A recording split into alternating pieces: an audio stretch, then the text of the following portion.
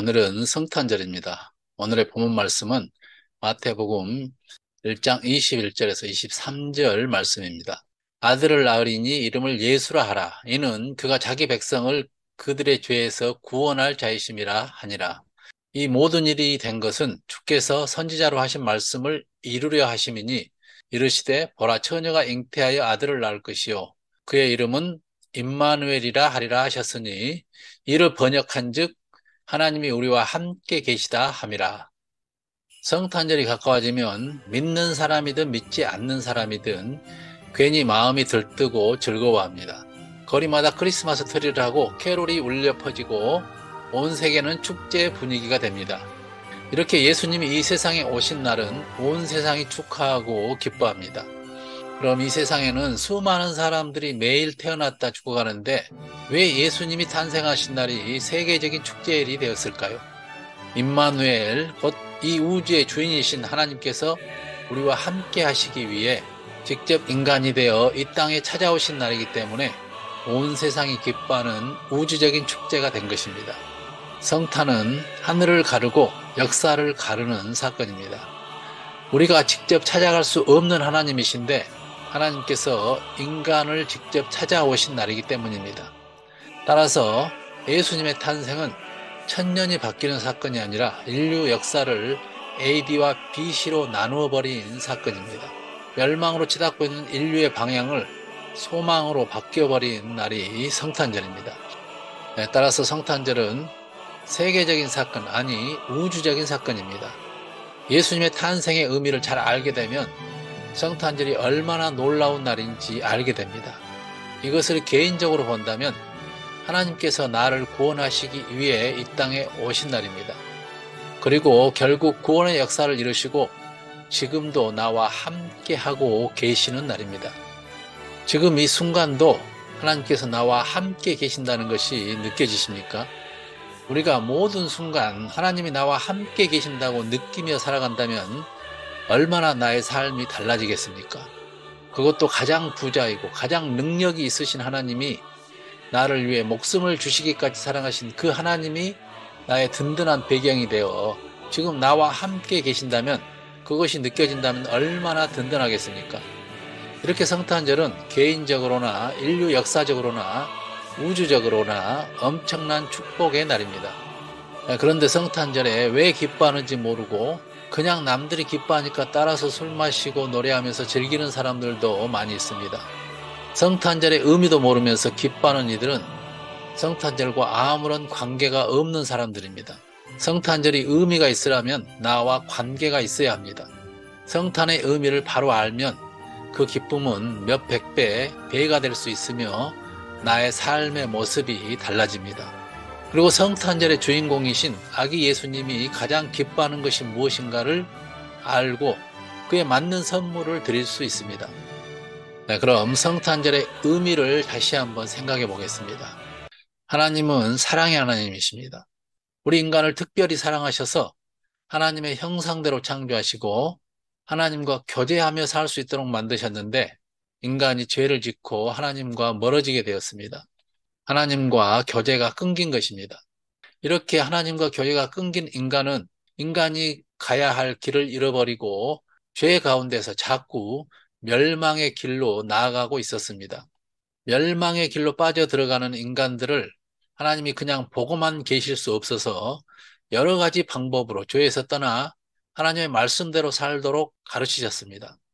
믿음의 조상들을 통해서 때로는 선지자들을 통해서 하나님의 뜻을 전달했지만 이들은 하나님의 명령을 거역하며 하나님의 뜻을 헤아리지 못하고 오히려 하나님께서 보낸 선지자들을 핍박하고 죽이면서 계속 멸망의 구렁텅이로 빠져들어가는 것이었습니다. 하나님께서는 계속 말씀하셨지만 인간이 하나님의 말씀을 알아듣지 못한 것은 자기 중심적인 죄의 담 때문입니다. 자기 중심적인 마음은 하나님의 음성을 듣지 못하게 합니다. 죄의 담이 가로막히면 말이 통하지 않게 되는 것입니다. 그래서 하나님께서 직접 인간이 되셔서 인간이 알아듣기 쉽게 인간의 말로 말씀하시고 직접 인간과 함께 살면서 가르치시기 위해 임마누엘로 이 땅에 오셨고 우리와 함께 사시면서 죄를 깨닫게 하고 인간을 섬기다가 우리를 위해 죽으시고 십자가의 죽음을 통해서 내가 너희를 이렇게 사랑한다. 이제 알겠느냐? 이렇게 하나님의 본심을, 진심을 우리에게 전달하셨습니다. 이 모습을 보고서 사람들이 하나님의 사랑을 알게 되었고 감동하여 믿게 되었습니다. 이 하나님의 마음과 행위를 알고 믿음으로 받아들이는 사람들이 바로 그리스도인입니다. 이렇게 하나님께서 죄인인 우리를 구원하시기 위해서 인간의 모습으로 이 땅에 태어나신 날이 성탄절이기 때문에 우리에게는 한없이 기쁘고 복된 날이 되는 것입니다. 그러나 하나님의 입장에서는 고통을 당하시고 죽으시기 위해서 이 땅에 태어나신 날이기 때문에 괴로우신 날이 될 수도 있지만 우리 인간을 사랑하시기 때문에 기꺼이 이 모든 일을 감당하시고 이 일을 이루셨습니다.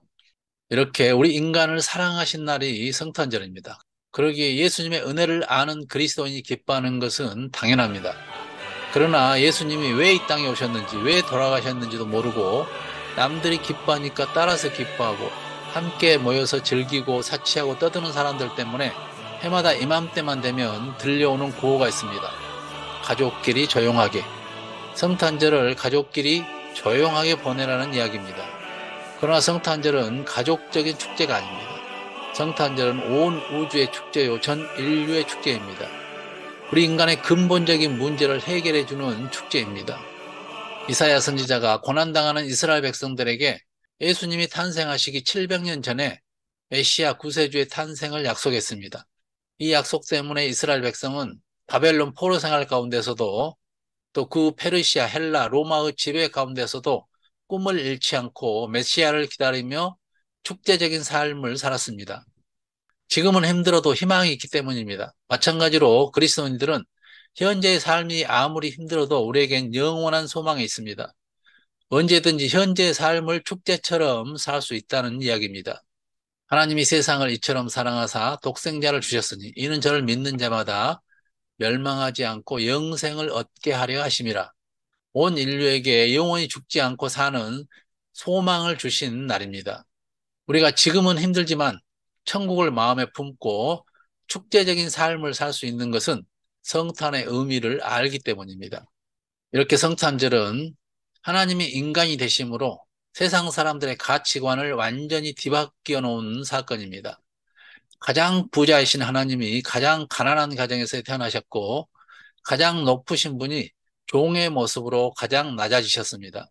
바로 성탄절은 빈부귀천을 무너뜨린 사건입니다. 부자이고 가난하고는 의미가 없어져 버린 사건입니다.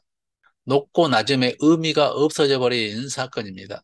그래서 예수님을 영접하면 가장 가난한 자가 가장 부유한 자가 되고 가장 천한 자가 가장 귀한 하나님의 자녀가 됩니다. 신분이 바뀌어 버립니다. 왕자 공주가 됩니다. 그래서 가난한 사람도 병든 사람도 하나님의 은혜에 감사하며 하나님은 공평하신 분이라고 찬양하며 마음의 천국을 품고 살 수 있는 것입니다. 이 말은 온 인류가 하나 될 수 있는 축제라는 말이기도 합니다. 따라서 이제 우리의 성탄절은 한 가족만의 축제에서도 안 됩니다. 성탄절은 한 민족의 축제에서도 안 되고 온 인류의 축제가 되어야 할 것입니다. 이 세상 모든 사람, 황인, 백인, 흑인, 높은 사람, 낮은 사람, 부한 사람, 가난한 사람, 병든 사람, 건강한 사람, 어른, 아이, 남자, 여자 할 것 없이 모두의 벽을 허물어버린 세계적인 축제가 되어야 할 것입니다. 하나님이 인간과의 벽을 허물었는데 인간이 인간과의 벽이 무엇이 문제겠습니까? 이렇게 성탄절은 인간에게 소망의 날입니다. 성탄절은 이 우주의 창조자이신 우주의 왕께서 이 세상에 찾아오신 세계적인 축제일입니다. 한 나라의 왕이 찾아와도 온 마을이 청소를 하고 축제 분위기인데 우리가 이보다 못한 성탄절을 보낸다면 문제입니다. 우리는 성탄절을 세계적인 축제 분위기로 치러야 할 것입니다. 따라서 우리는 성탄의 의미를 바로 알고 나와 예수님과 상관 있는 성탄절을 보내야 합니다. 성탄절의 주인공이 누구입니까? 예수님입니다. 따라서 성탄 선물을 받아야 할 분은 예수님입니다. 이 기쁨을 주신 예수님께 나의 마음의 선물을 드려야 합니다. 그런데 예수님이 이 자리에 오신다면 무엇이든 드리겠는데 예수님이 이 자리에 안 계시는데 어떻게 할까요? 방법이 있습니다. 마태복음 25장 40절에 보니까 예수님께서 하신 말씀이 지극히 작은 자 하나에게 한 것이 곧 내게 한 것이니라 이렇게 말씀하셨습니다.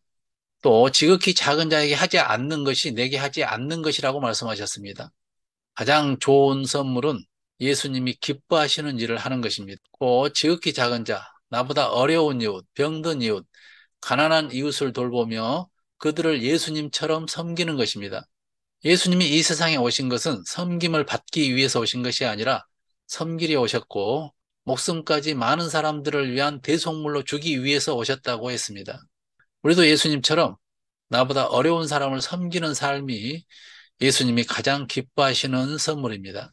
내가 좀 높다고 낮은 사람을 업신여기고 내가 좀 잘 나간다고 교만해지고 내가 더 건강하다고 몸이 불편한 사람들을 무시하고 내가 더 부자라고 과시하면서 이웃을 무시하고 이런 사람은 예수님을 무시하고 예수님을 놀리는 것과 같습니다. 예수님과 상관없는 사람들입니다. 만약 하나님께서 이런 사람들처럼 내가 우주의 주인이다, 내가 가장 부자이고 내가 가장 힘이 세다면서 죄악으로 가득 찬 인간들을 없이 여겼다면 우리는 어떻게 되었을까요? 우리는 다 소돔과 고모라 성같이 멸망을 당했을 것이고 다 지옥에 갈 것입니다.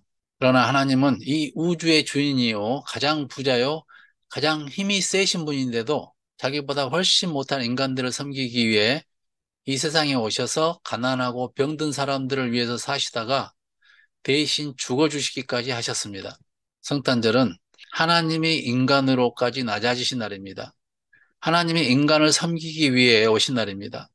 성탄절은 세상 가치관을 무너뜨린 날입니다.